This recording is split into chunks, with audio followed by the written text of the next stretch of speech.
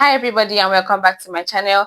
My name is Precious Essien, and after about a year plus of pouring my blood, my sweat and my tears into learning UI UX design and building my own personal case study project, I finally got my first UI UX design job. And in this video, I'm just going to be talking about my experience on the job so far, what my transition was like. Is it worth it? Is it worth your time? Is it worth your energy?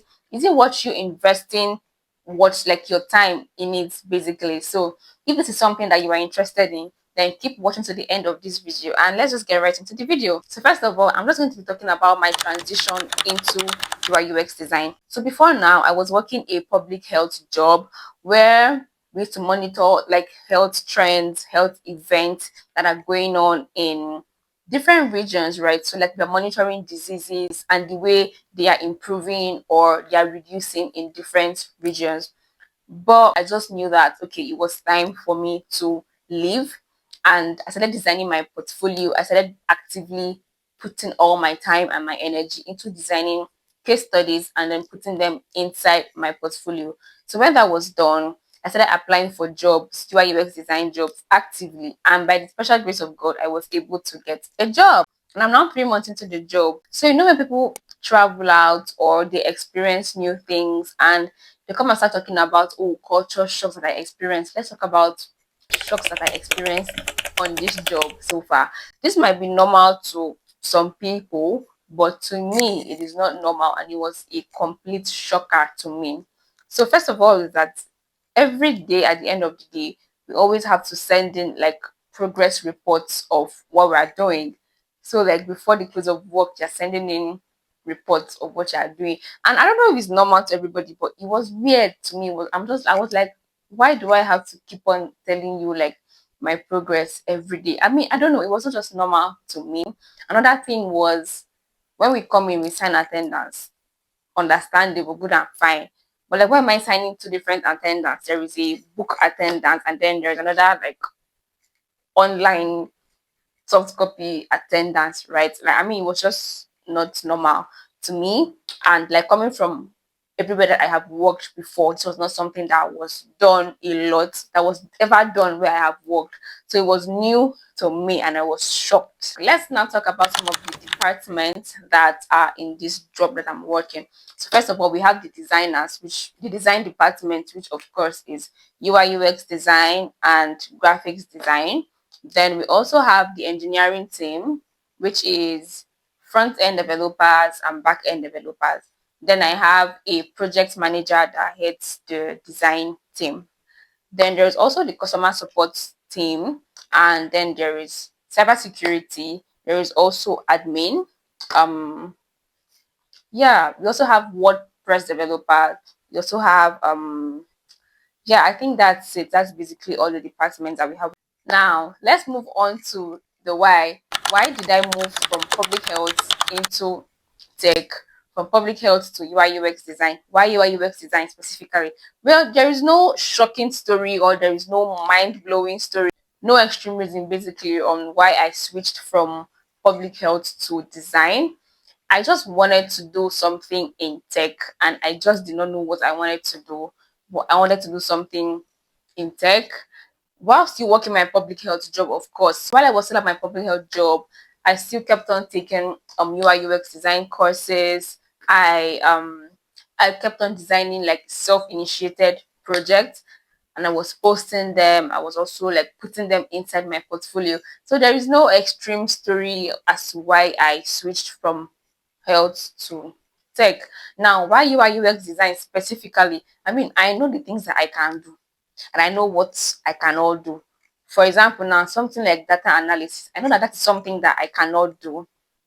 I just know, like, just know what you can do, know yourself, know what you can do, know what you cannot do. Design is something that I can do. I felt like I was going to be able to cope with the stress and cope with everything that comes with it. But just know yourself and what you can do, basically. So there is no extreme, mind blowing, crazy story as to why I switched from health to design. Now, let's talk about what the job itself is actually like. First of all, because we have a lot of tech departments there, like I mentioned earlier, you can kind of like speak to anybody and learn from different people, anything that you are interested in. You can just learn, ask questions. Oh, how do you do this? Why do you do this?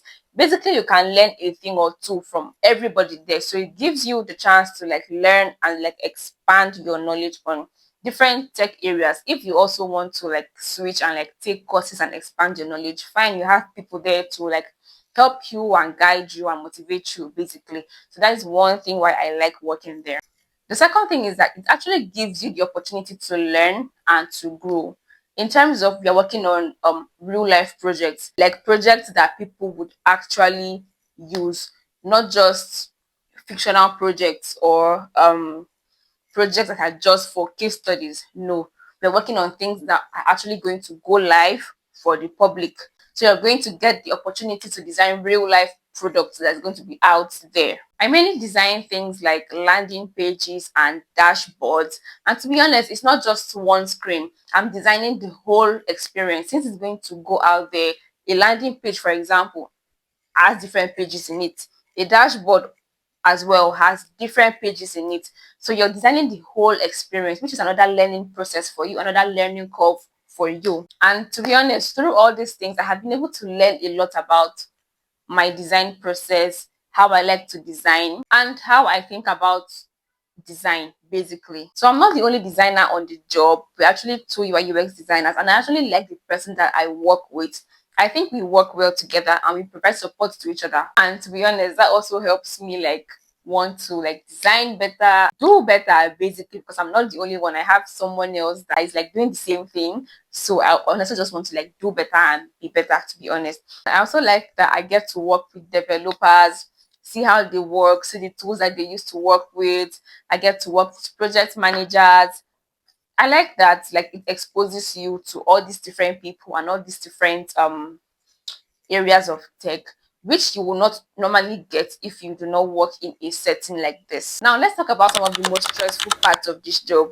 First thing is the deadlines. These people give unrealistic deadlines, like very, very unrealistic deadlines.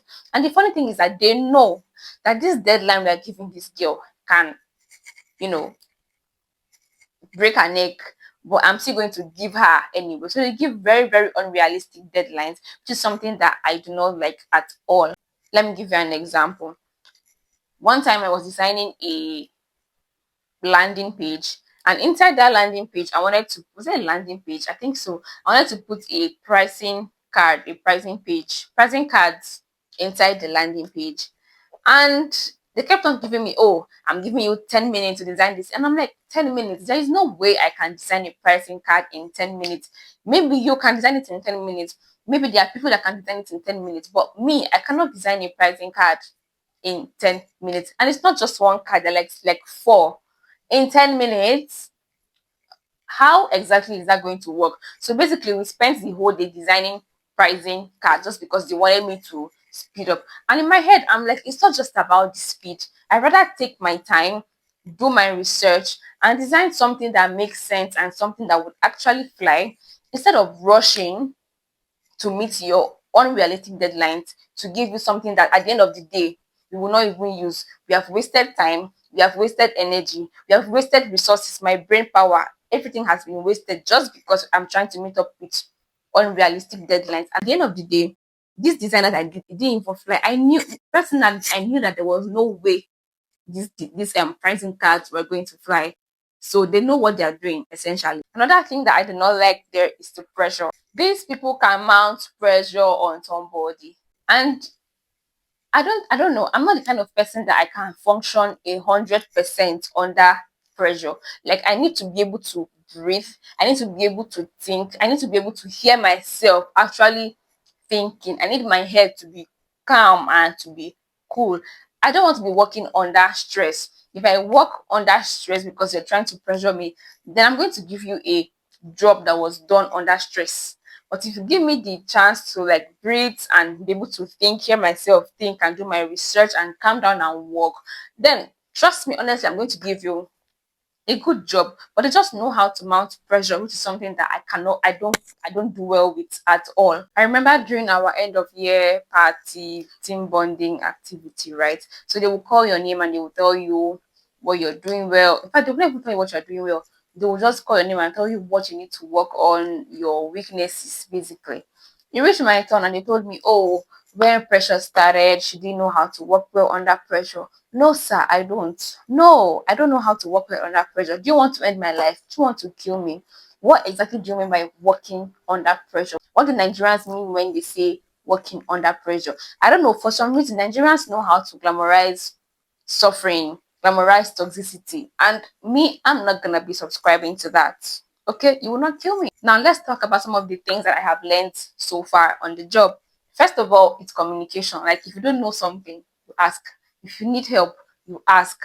Communication is very important in this line of business, mostly because you have so many people around you that you might want to learn something from. So if you need something, just ask. If you want to learn something, just ask. Another thing is that you will learn more on the job. Like let's say you will learn more in 3 months on the job than in 1 year taking courses. I'm not against taking courses. I took courses for a long time.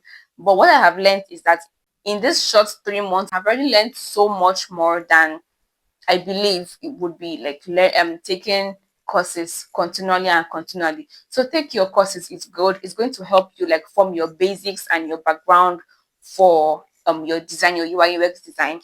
But at the same time, also start like applying for jobs and get a job.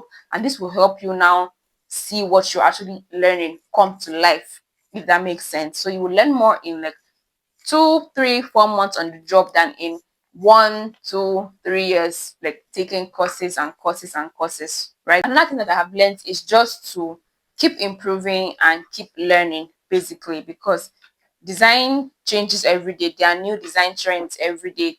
The way they used to design in 2005 is not the same way they would design today.